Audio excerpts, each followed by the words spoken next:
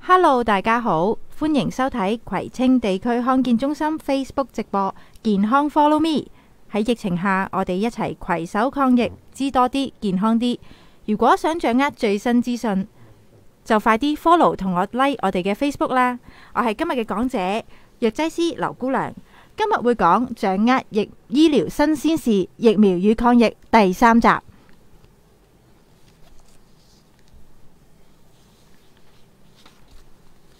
首先帶個好消息俾大家，我哋葵青地區康健中心嘅新冠疫苗懶人包出爐啦！喺琴日正式上傳到 Facebook， 咁歡迎大家都上去下載翻，亦都睇翻嘅。我哋個懶人包設計希望幫大家提供一站式、方便簡易最新嘅消息，幫大家可以重溫回顧翻，例如世界各地或者本港發生嘅新冠肺炎疫苗嘅資料嘅一覽。好，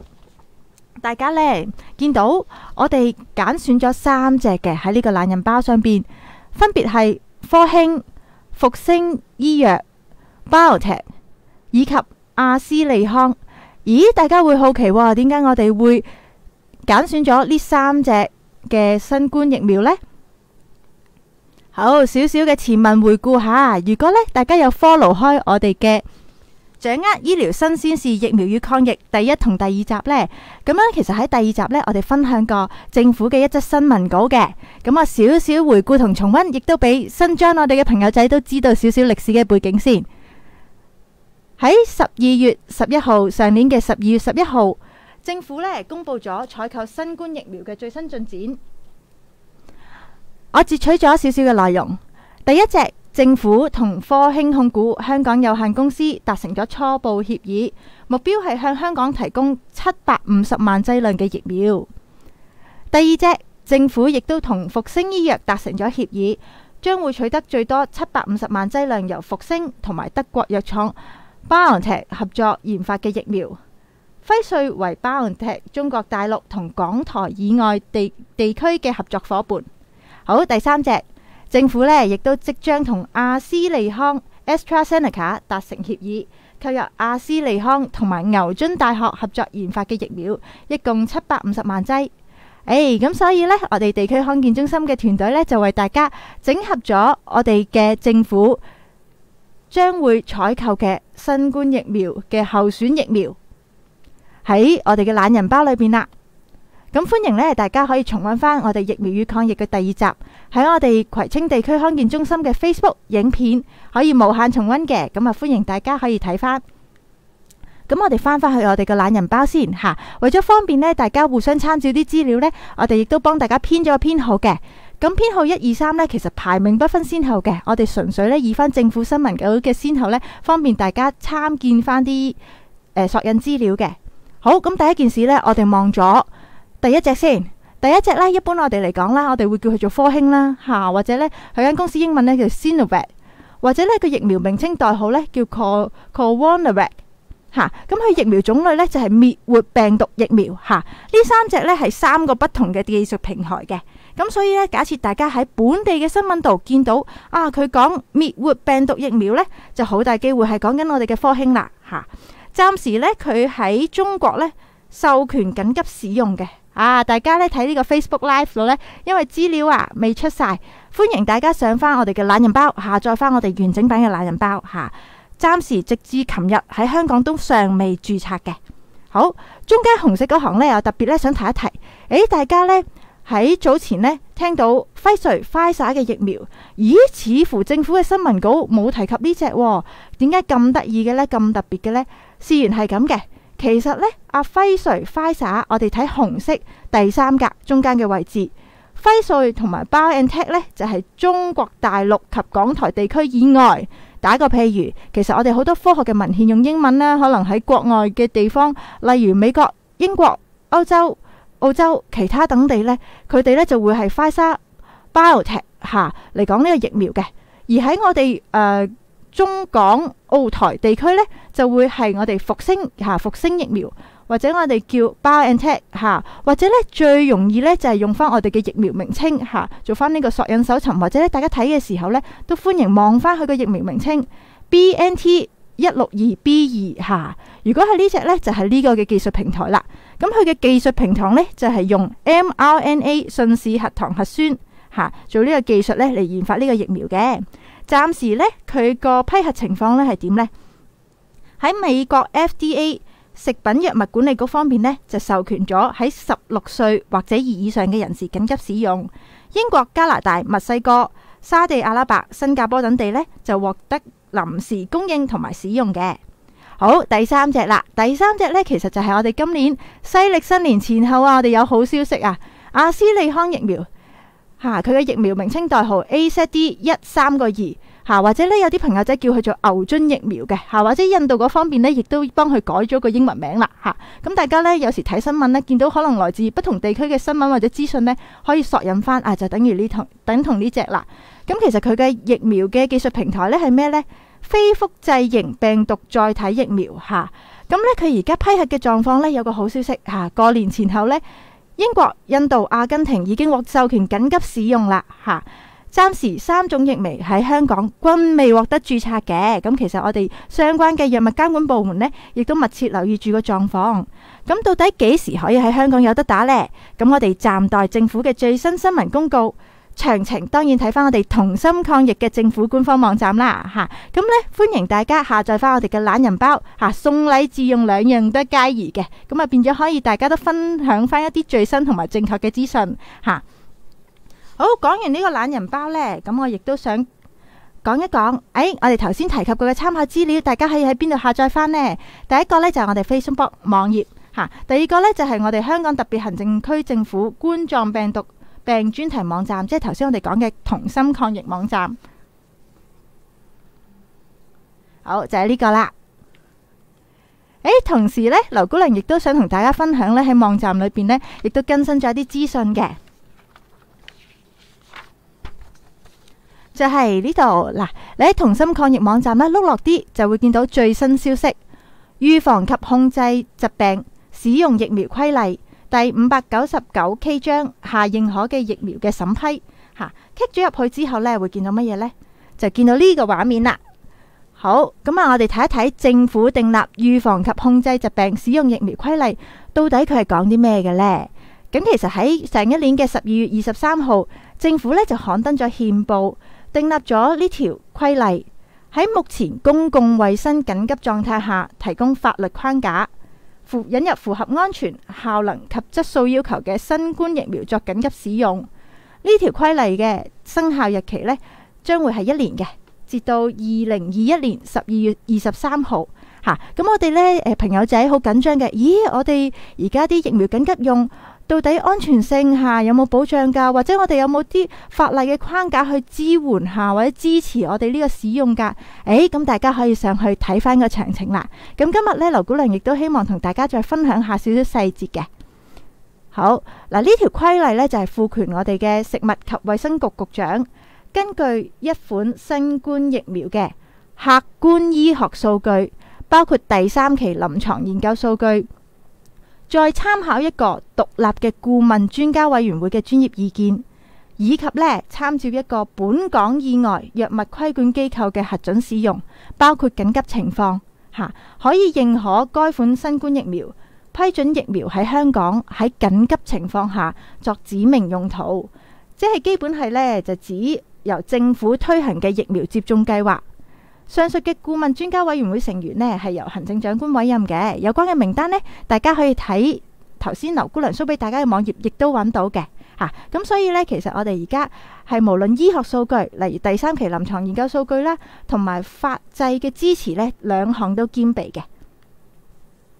為咗加強疫苗嘅資訊嘅透明度呢，顧問專家委員會就住疫苗嘅專業建議呢，會向公眾公開嘅。而根據規例獲批准緊急使用嘅認可疫苗，市民喺接種之前會獲明確告知疫苗嘅相關資料，同埋呢會係知情同意下先會接種嘅。配合以上嘅安排呢，政府就會適時道，同市民提供有關疫苗嘅最新資訊，等市民獲取有關疫苗嘅正確資訊。當然啦，最官方、最快、最權威嘅渠道就係我哋嘅同心抗疫網站啦。同時呢，佢嘅發言人亦都強調，等市民早日接種安全同有效嘅新冠疫苗，對於本港回復正常生活係十分之關鍵嘅。為咗確保透過規例獲准作指明緊急使用嘅認可新冠疫苗仍然符合安全、效能同質素要求，即係我哋最關心嘅安全啦，有冇效啦，佢嘅質素係點啦。食物及衛生局局長嘅批准必須基於客觀嘅醫學數據同埋專家嘅意見，亦都要附以機制去監測任何使用該疫苗有關並且發生喺接種者身上嘅不良反應。即係其實呢，就算我哋推廣我哋嘅疫苗接種呢，其實個監測仍然會持續嘅，個監測仍然會持續嘅。儘管呢，即將投入市面嘅疫苗呢，已經經過嚴格嘅臨床測試啦，即係頭先講嘅第3階段嘅研究數據等等啦，以確保佢嘅安全性。研究呢，其實都有數萬計嘅人士參與，喺其他地方接種疫苗嘅人數亦都不斷上升。但係呢，其實事實上呢，我哋今次嘅新冠疫苗嘅研發嘅週期呢，相對比其他一般嘅疫苗呢，大大壓縮㗎。咁所以我哋先能夠咁快呢，喺個研究裏邊呢，壓縮咗個研究嘅時間，令到個疫苗可以盡快推出市面，等到呢可以保障到大家，喺個疫情當中保障到大家嘅。咁因此呢，都唔能夠完全咁排除呢，喺大規模人口，即係比數以萬計之上再大啲嘅人口，例如香港嘅700幾萬人口，接種之後可能都會出現一啲罕見或者未能預見嘅嚴重不良反應。咁所以呢，為咗平衡兩方面嘅考慮，令到呢疫苗製造商呢盡量推出新冠疫苗。一般呢，我哋嘅採購協議都會為疫苗製造商提供一定程度嘅免責權，但係呢個免責權呢，就唔包括涉及疫苗製造商嘅嚴重疏忽、欺詐或者蓄意不當嘅行為或者事故，呢啲唔包嘅，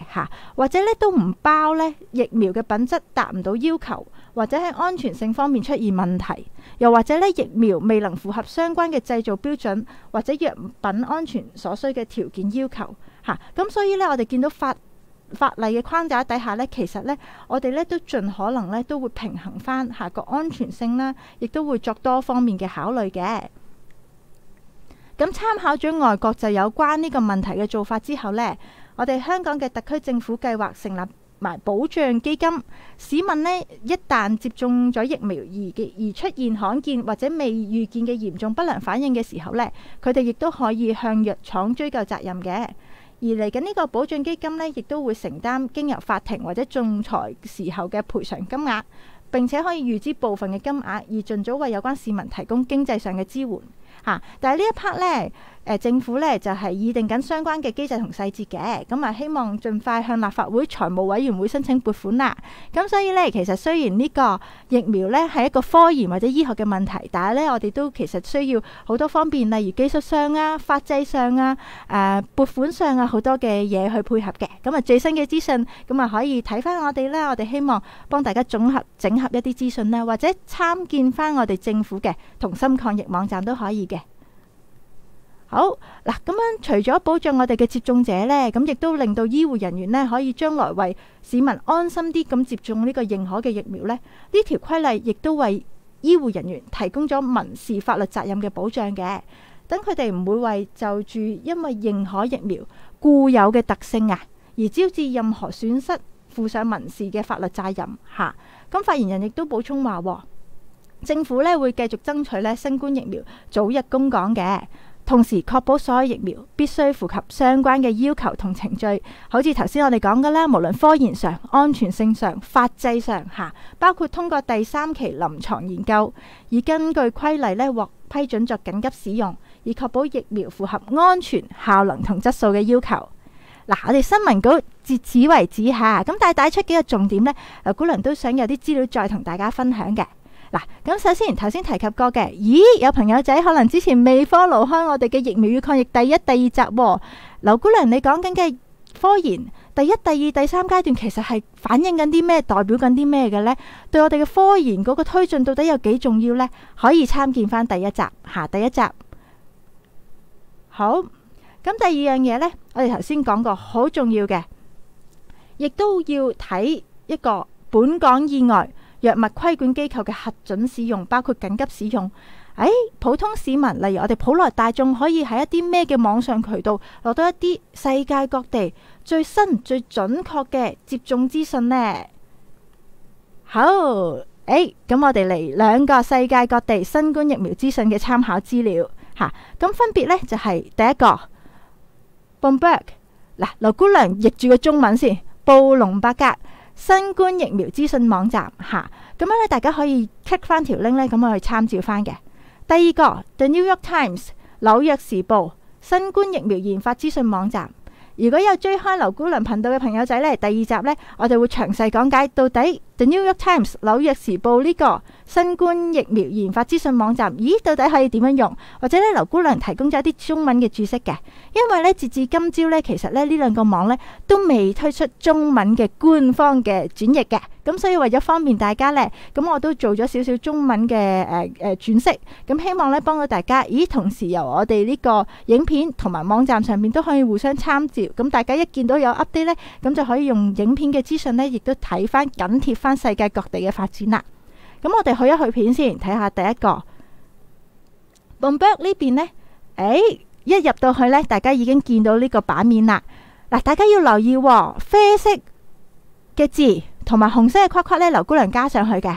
截至今朝仲未出中文版嘅，網頁未有官方中文嘅，咁所以呢，大家睇一睇英文，睇埋劉姑娘嗰個中文詮釋先。好，呢個呢，就係劉姑娘琴日準備呢個PowerPoint 嘅時候呢，1月5號，哇，見到佢更新得好快啊！同日更新嘅2021年1月5號，喺琴日嘅時候呢，已經有超過1300萬劑新冠疫苗已經被接種吓，呢個世界各地嘅數字。而 COVID-19 新冠疫苗追蹤器啦，咁啊呢個直譯住呢個版面先。美國方面已經接種咗466萬劑啊，歐洲亦都開始推廣，哇，個數字唔錯。再嚟一張，今朝幫大家再 check 多次個數據，哇，同日更新得好快。今朝1月6號同日更新，見唔見個數字唔同咗啊？一日嘅時間已經全球多咗大約200萬劑嘅新冠疫苗，截至今天朝頭早，超過1500萬劑嘅新冠疫苗已被接種啦。美國方面接種咗505萬劑，歐洲方面亦都開始推廣。除咗個 heading 方面呢，大家可以有一個全球嘅概覽之外呢，內文亦都十分精彩嘅。嗱，好推薦。嗱，呢個內文呢，碌到落下邊呢，佢大概呢個網呢，搜集咗唔夠10隻啦吓，比較世界上邊領先研發緊嘅疫苗嘅資訊，冇 New York Times 冇紐約時報咁齊全嘅，咁但係呢，比較領先方面嗰個呢，呢個跟得貼少少嘅，咁大家可以互相參照吓。咁劉姑娘排嗰個次序呢，又係排名不分先後吓，純粹以呢政府新聞稿嗰個呢個1、2、3呢嚟方便大家參照翻啲資料嘅。好，我哋望一望下，嗱，又係照舊下，啡色字呢就劉姑娘標注上去嘅，咁啊大家理論上上翻去呢，淨係見到英文吓，咁希望劉姑娘嘅標注幫到大家吓。好，第一個我哋 Sinovac 吓，好熟口面，第一隻科興嘅科興。好，第二隻 Pfizer BioNTech 吓，輝瑞，或者呢喺我哋中國香港、台灣、澳門地區，或者我哋叫復星 BioNTech。第三隻阿斯利康，或者呢有啲朋友仔會叫佢牛津疫苗嘅吓，咁啊標注咗。呢個圖表有啲咩好呢？第一 update 得好快，第二樣呢，佢呢 summarize 咗，即係總合咗呢一啲簡單嘅數據方面，大家一目了然嘅。我哋望翻對上邊標題上邊係有啲標注，例如佢會列舉咗到底個 progress 呢個疫苗嘅研發或者推出市面嘅進展呢。紅色嘅地方係試驗階段吓，科研試驗階段。橙色嘅地方預期有結果，黃色嘅地方等待批准，綠色嘅地方向公眾已經開放使用啦。我哋攞中間輝瑞復星做例子下，佢就比較早咧開始佢嘅研究嘅，咁所以大家其實見到紅色呢條巴呢，喺上年5月已經開始啦，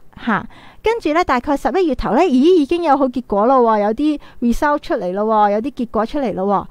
跟住大家會見到，批准嗰度呢，有幾個箭嘴同埋綠色嗰條線呢，其實佢11月尾、12月頭呢，已經全世界各地呢，紛紛呢嘅國家呢，都開始有個批准同埋對公眾開放使用嘅。咁樣呢，一陣間會 show 俾大家睇，再指落啲箭嘴度呢，就會有我哋唔同國家嘅明細分類，例如出埋美國啊、加拿大啊，唔同國家到底喺邊個日子開始試用咁嘅。咁我哋見到啦，第一個我哋嘅科興呢，就大概係第二隻啦，第二隻開始個臨床嘅試驗，提前批准好早開始咗噶啦，8月尾到9月，臨近9月嘅時候呢，打，其實而家都仲打緊嘅，所以大家見到嗰條綠色好長嘅。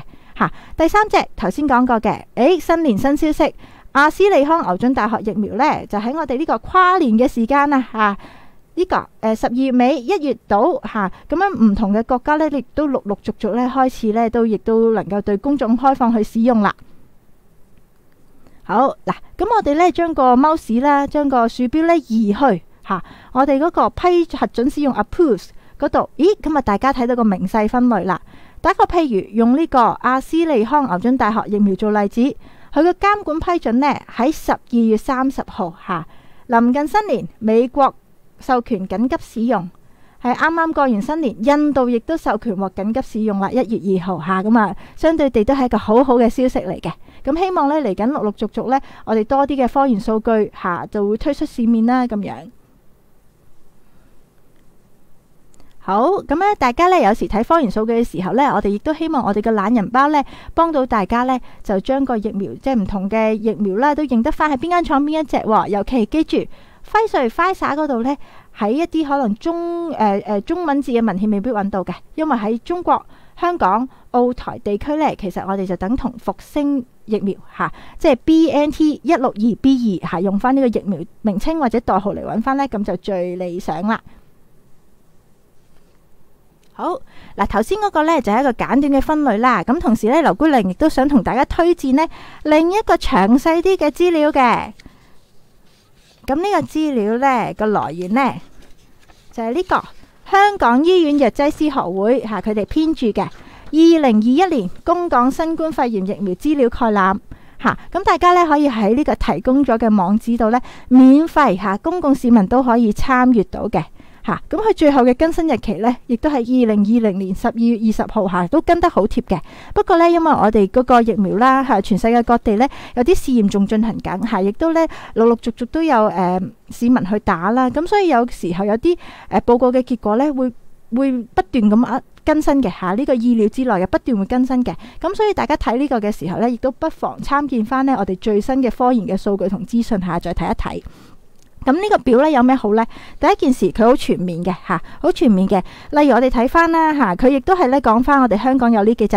科興啦、復星BioNTech啦、阿斯利康啦3隻啦。咁啊 list 咗啲名啊、種類啊、劑型啊俾大家嘅監管部門批核嘅情況啦咁呢個稍為有少少 update，因為我哋過年前後呢，阿斯利康呢其實有喺幾個地方呢已經獲得緊急使用啦咁啊，大家可以互相參見咁呢個數據呢，呢個資料呢個數據亦都有個好好嘅呢，就係佢臨床嘅數據呢做得好詳細嘅，係一班藥劑師呢同工呢好有心為大家做嘅咁佢嘅數據呢就包括引用咗一啲，例如喺一啲醫學文獻醫學嘅我哋叫 journal 醫學嘅文獻裏邊呢，例如刺針嗰啲網頁發布呢，到底佢係第一期、第二期嘅臨床研究嘅數據係點幾時發表跟住呢，有啲臨床研究中常見嘅副作用大家可能睇呢個 PowerPoint 呢未必睇到詳細但係大家呢 download 佢個文本原文呢就會睇到啦。大家好關心嘅，咦，副作用犀唔犀利啊？個疫苗咁快推出市面，會唔會有啲副作用未知㗎？或者會唔會有啲好罕見但係好嚴重嘅副作用呢？咁大家呢就可以參與翻呢個表咁呢個表呢，就係總合咗由佢哋藥劑師一班藥劑師團隊呢，總合咗世界各地呢，希望有啲論文呢，出咗一啲科研嘅數據呢，佢哋整合咗就列舉咗一啲佢哋研究到入邊揾到嘅常見副作用等等嘅，例如啲注射部位反應啦、紅腫痛啊咁樣啦，同埋有個百分比嘅嚇。但係大家要留意咧，睇呢個嘅時候要記住，因為科研數據咧每一日咧都會有所更新嘅，咁所以咧大家可以參照住嚇咁樣。咁同時咧，佢亦都有提供一啲資訊咧，就係例如孕婦啊，或者哺乳嘅婦女啊，或者青少年兒童咧，有冇一啲使用嘅建議咧？咁佢都總合咗喺其中嘅。好，跟住咧，仲有啲接種同埋調配嘅方法啦，嚇呢個咧大家可以望一望參考下，但係咧可能咧對於醫護人員嚟講咧比較切身相關一啲嘅。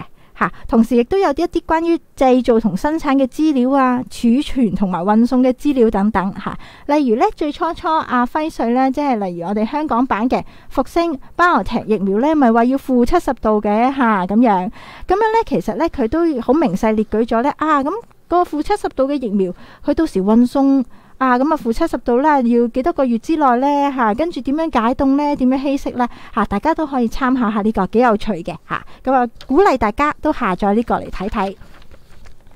好，咁對於呢個呢，香港醫院藥劑師學會編著嘅參考資料呢，暫時講解係咁多，鼓勵大家睇翻原文。咁我哋又去翻我哋政府嘅官網啦。除咗頭先我哋講嘅，例如我哋而家新定咗一個叫規例，幫手我哋去預防及控制疾病規例下認可疫苗嘅審批疫苗方面有進展之外呢，其他疫苗都有好多新資訊喺我哋個官網度揾到嘅。例如係咩呢？呢個新冠疫苗事實呢個好重要因為呢，當有疫情嘅時候呢，大家都可能好擔心，或者好驚，或者呢收到一啲有啲朋友可能有唔同嘅社交渠道呢 send 咗一啲資訊過嚟，但係到底可唔可信呢？我哋點樣去 fact check 呢？我哋而家好興講 fact check， 點樣去求證嘅事實呢？呢度呢好緊要嘅，因為當疫情或者當大家都擔心嘅時候呢，我哋好擔心一啲不實或者唔全面嘅資訊呢係周圍流，影響咗大家嘅判斷嘅。咁所以呢，我哋都鼓勵大家，如果想掌握準確嘅信息，亦都有助大家去判斷呢實際嘅風險同埋合適嘅預防措施，或者嚟緊疫苗接種嘅安排等等啦。我哋呢都鼓勵大家從一啲可靠嘅來源，例如我哋頭先同心抗疫政府專題網站啦，或者問翻大家嘅家庭醫生，或者我哋嘅專業嘅醫護人員都可以嘅網上嘅，例如一啲嘅資訊啊，或者傳言啊咁樣，都建議大家可以 fact check 下，可以事實求證下咁樣。好，第二樣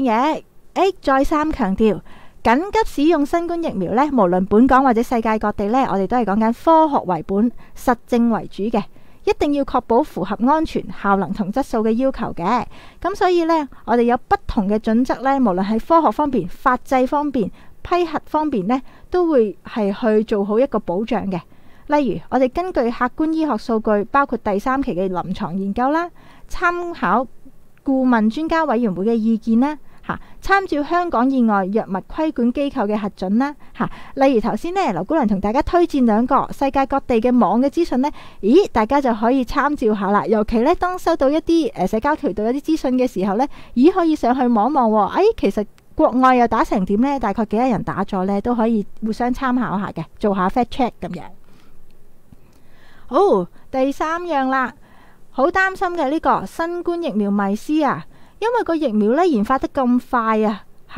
擔唔擔心會唔安全呢？係咪有啲步驟呢skip 咗呢？避咗呢？即係做唔足成套程序呢？絕對唔係嘅，絕對唔係嘅